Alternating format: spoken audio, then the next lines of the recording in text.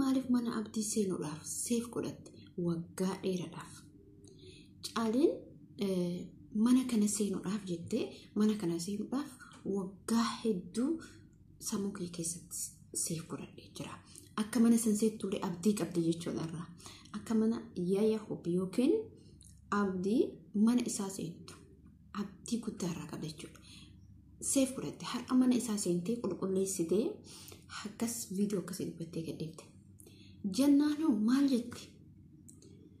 Yeroo Saudi Arabiyaa biyya Saudi irraa biyya mallaqni guddaan argamu, biyya galii guddaan argamu dhiiftee Saudi Arabiyaa irraa kuttee Yaman biyya namoonni keessatti baqataan keessatti baay'atee namni keessatti sammuun isaa dhibatee namoonni hedduun keessatti miidhamanii ijoollee Yaman keessatti ture yuutubaroonni jechuudha akka Ummu Kaanus, Ummu Afnaan akkasuma Marru Shawwi Bamana Yaasin jechuudha. Bamana haadha Kaanus ijoolleen hedduun jechuudha akkasuma Kuushaw ijoolleen hedduun Yaman keessa baqatanii gara biyyaatti galanii biyyarraa namoonni baqatanii biyya biraa deemeesin jira. Assalaamu alaykum warahmatullahi wabarakatuh. Jirtu akka nagaa keessanii fayyaa keessanii asuma viidiyoo kiyya like, share, subscribe gochuu hin dagatiin isin jechuu barbaada. Akkuma beekamu waa'ee Caalee dubbachuuf deemna. Caaleen Saudi Arabiyaa keessa waggaa sadaffaa turte, waggaa 3 turte gara Itoophiyaa deebitee Caaleen nama amantaa birallee hordofaa turedha. Garuu amma alhamdulillah rabbil alamin gara amantaa muslimaa deebitee jirti. Caaleen ani waggaa sadaffaati abdii sammuu kee keessatti seef godhette. Rabbiin beekani waan ganam si kitabe tokko sin hanqisu. Bakka jaalata tokko illee hanqatu. Nama jaalata tokko illee mootiyyuu hin dhabu jechuudha. Caaleen har'a waan fuulduraaf ta'uun beenu garuu seefin isiin jette suni gammachuu guddaa qabda jechuudha. Nuti ijoollee shamarranii yeroo tokko hin dogongora, yeroo tokko hin beekne, yeroo tokko hin dogongora. Maaliif jedhee jannaaf jedhee dogongoruu jechuudha. Inni biyya ambaa ka'ee bahaara tarkaanfatee bahaara kana garee ta'e karaa seeraa ta'e garee bahaara mallaqa isaa gabbaasee namni kun boruuf naa ta'a, jireenya kiyyaaf naa ta'a. Waggaa dheeraa isiin mataa isii keessatti yaaddu suni yaada biraati malee nama sanii miti beeka yaada biraatu jira jechuudha. Fakkeenyaaf ani nama tokko hin jaalladha. Dirqama nama san arguu qaba. Akka kootti yoo jaalladhee jedhe nama san shamarran hundumtuu barakkase. Nama san yoo jaallatte nama san argachuu baddaa laga ceete jechuudha. Nama san argachuuf. Maaliif namni sun naa ta'a jireenya kee boruutuuf naa ta'a kan jedhuuf baddaa laga ceeya jechuudha.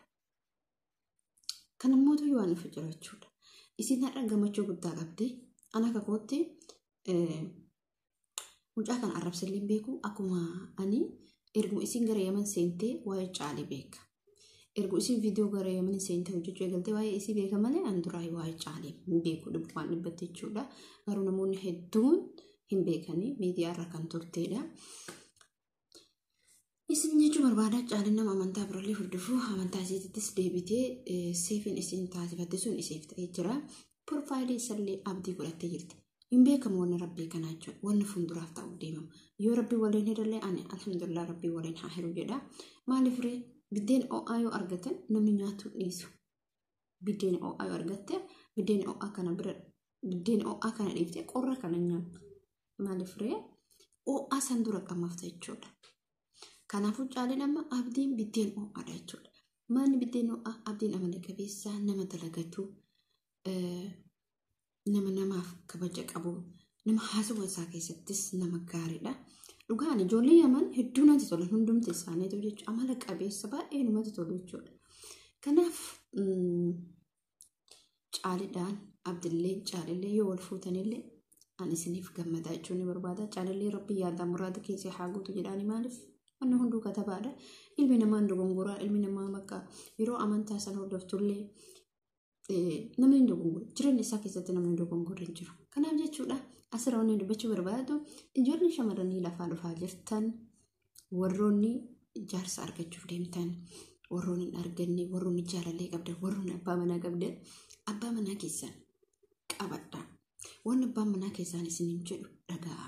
Wanni jaalalleen keessan isin jaalalleen keessan mootiyyuu inni kaawusi barbaada taanaan inni kaawusi barbaadu mallaqa sin gaafatu kana beeki.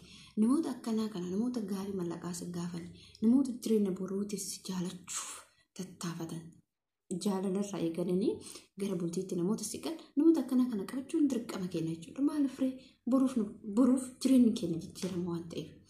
Ijoolleen tokko ijoollee jaaketaa laalu. Warroota akka Mansuur Jamaal jechuudha.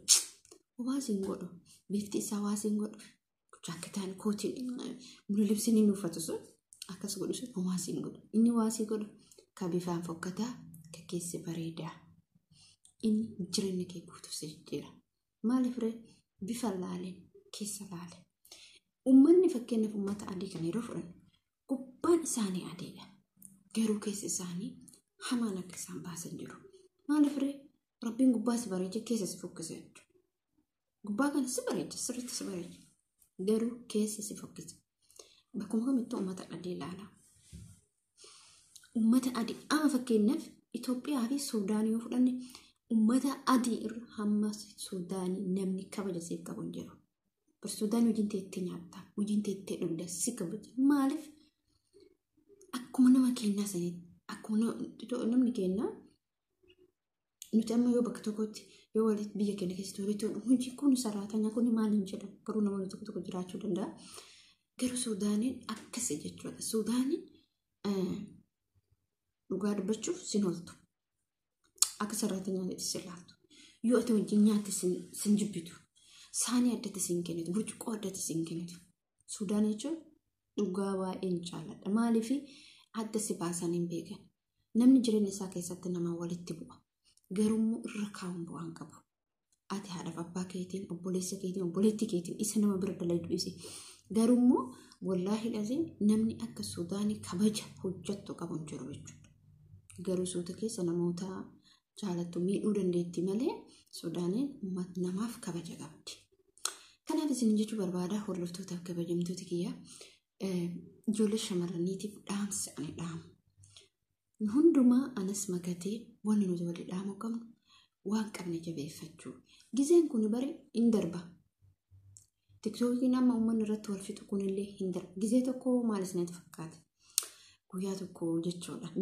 Waan kana namoonni yeroo sanii nama muraasa jiraachuu dhaga'uu danda'anii garuu namoonni yeroo sanii nama muraasa akkasi. Yeroo san jechuudha. YouTubein ijoolleen gizee san namni TikTok irra jiru ijoo akka ammaa akka caaltuu mucaatti wayillee biyya galtachumaan hilli milittee badame. Itti TikTok irratti beekamtu turte jechuudha yeroo saniif caaltuu fa'aa wajjin maakii fa'aa wajjin. Maakiin gizee san waan xiqqooyeeti gizee akkasitti TikTok yeroo duraa san jechuudha. Maal isin fakkaate? YouTubein guyyaa tokko lat godhe cufama. Jechuun bakka waa tokko yaani seensallee lubbumatti jechuudha. Guyyaa sana dhaabbatee namni bakka jiru walitti bilbile.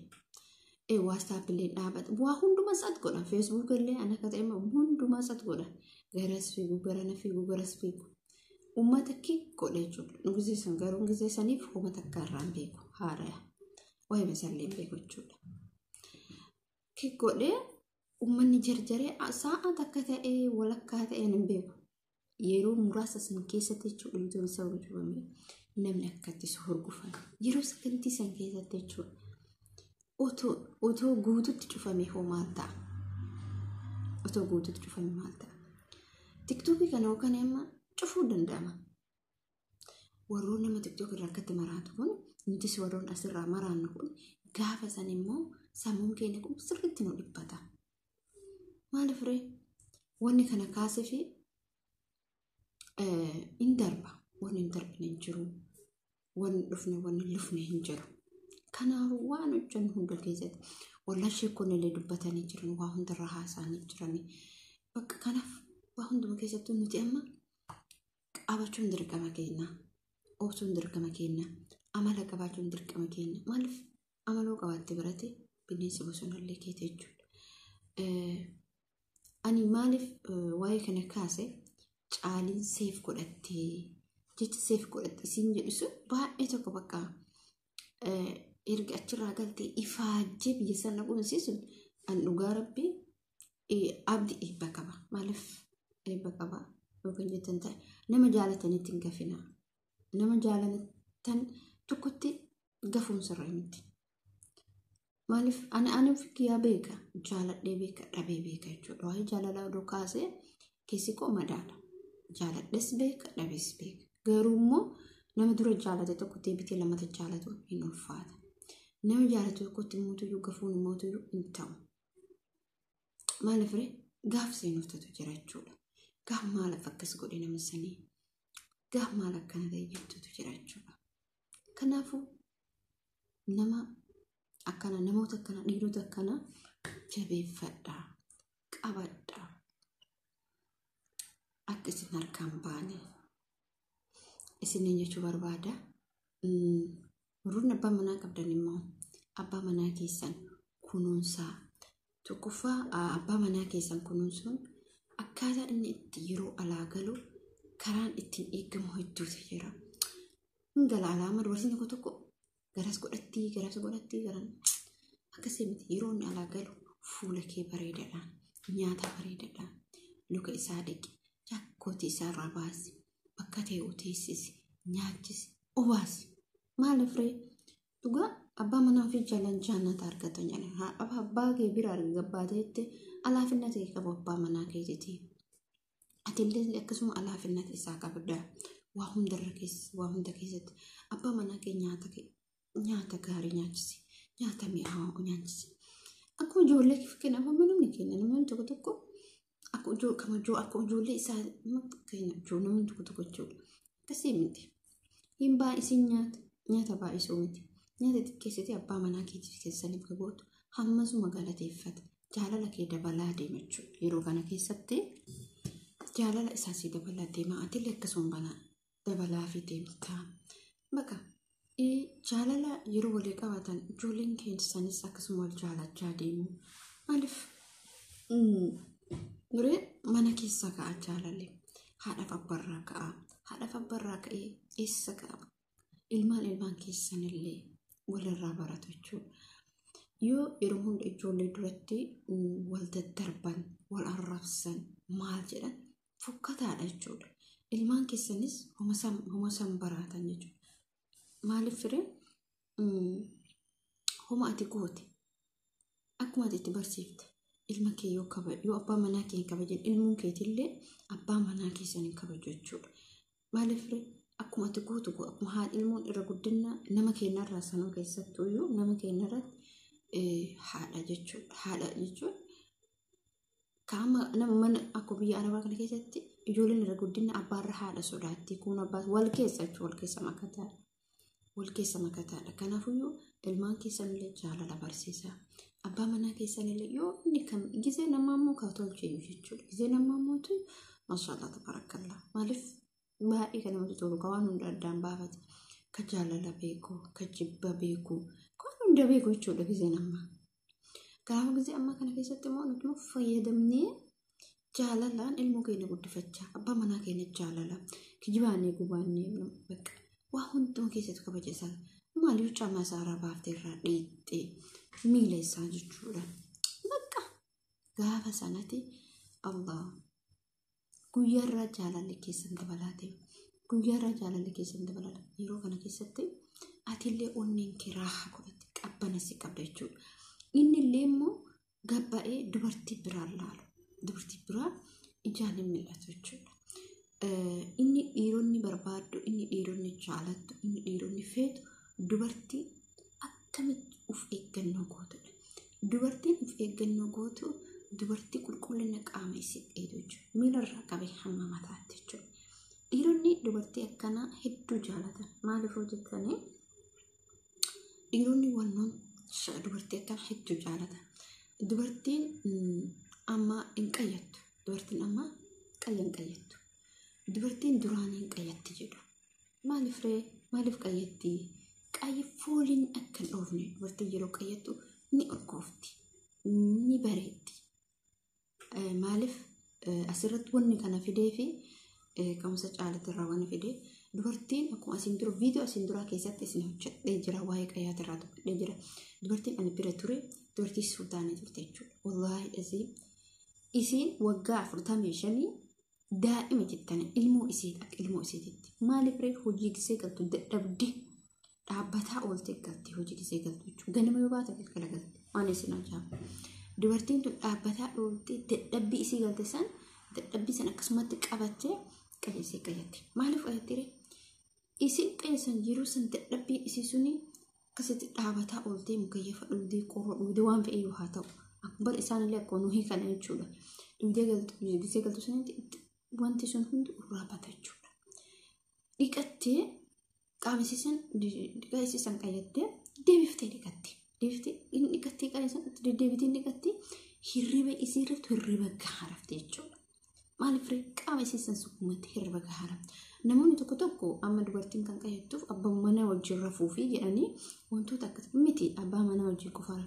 isii yeroo hundumaa hin qayyatti inni kun faayidaa guddaa qabaa barii maali nagaafattee galti hin jiru biyya keessa hin lakkin jiraa jedhee hin jiraa garuu akkaataan isaaniitiif akkaataan keenya garaagarummaa qaba isaa hatta mukuma sanitti illee jechuudha wantoota makantu jira jechuudha kan baay'ee bakka yeroo maan fakkeenyaaf namoonni viidiyoo kana dhageeffattan mukuma sanitti qurunfudiin makamaa irdiin makamaa maaliif ree akka fooliin isaa ol ba'uuf qurunfudii yeroo itti naqxee irdiidhaan muka san awwala gisee dhiitu qurunfudii irdii deebii ammallee wanta tokko jechuudha qarafaan jedhama na fakkaata ani beeku garuu qarafaan sanillee itti makanii dhiqqan awwala muka san jechuudha muka san innaa dhiitee geessitu muka kana hin gooysita xiqqoo baay'eellee hin gooysitu jechuudha maaliif biyyarraa gisee seenaa dhufu muyni goggogaatu hururaatu dhufa akka muyni sun hururee hin bobeenneef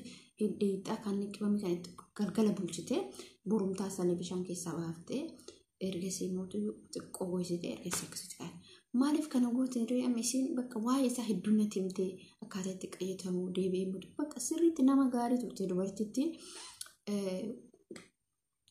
akkuma isiniin jedhee faayidaa hedduu qaba jettee qaamni kee kun kan dadhabe kan mukayyeefni akkasitti qophii isaa oole kun hundumaa sirraa balleessa maaliin barreessa inni qaamni kee deefu suni dhukkuba dhimannaa qorraa ho'a kan jedhu san qaama kee keessaa baasaa jiru fakkeenyaaf ijoolleen hawaash namni deemtan yoo jiraattan bishaan hawaash akka ibiddaati jechuudha garuu mootu akka ibiddaati malee singubu akka bishaan akka fakkeenyaaf akka ibiddaa sanatti singubu bishaan hawaash jechuudha garuu wanta ariifaatti guyyaa tokko dhaqee jechuudha guyyaa tokko qofaan dhaqee guyyaa tokko qofa dhaqee ganama dhaqee bishaan san keessa oolee jechuudha guyyaa lama moo sadaffaa lafaa ka'uun dadhabe maaliif ree inni dhaan achi bishaan dhabu suni singubu weegaa fakkeenyaaf bishaan dafaa nama gubaa miti yoo ishuma ho'iftan bishaan awaash sun mootuyyuu awaash miti soodaree jechuudha dhiifama bishaan soodaree suni baay'ee tokko kan namatti toludha jechuudha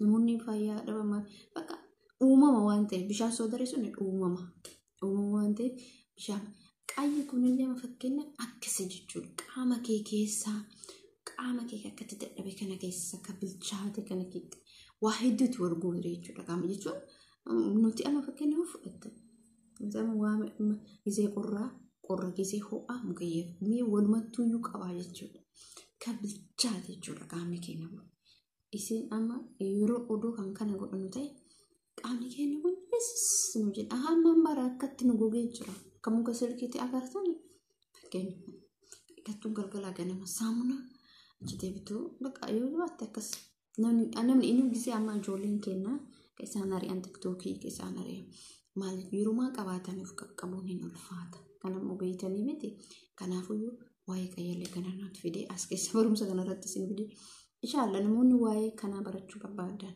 dhugumaa dhibbumaan dhibbatti waa'ee kanarraa nu dubbadhu waa'ee kanarraa akkaataatti godhan karaa kamiin itti fayyadaman akka kan jedhan yoo taate dhugaa karaa hedduutu jira isa kana mootuyyuu koomantii naa barreessaa hin dagatina maaliif faayidaa keessan hin tuffatina waa tuffachuun bu'aan qabu isiniin jechuu barbaada viidiyoo kiyyaa amma boru yookiin iftaan viidiyoo biraatiin walitti deemnutti akka laayikii gootan akka sheerii gootan akka sabskiraaybii gootan abdiisna an hedduu isin galateeffadha sababni illee asiin naga'uun keessan hedduu isin galateeffadha ijoolleen hedduu si qeexii si maalitti siif waan guddaadha si gala yeroo namni si qeequ siif faayidaa guddaadha. Kanaafuu yommuu viidiyoo kiyya laayikii fi sabiskiraayib godhaa.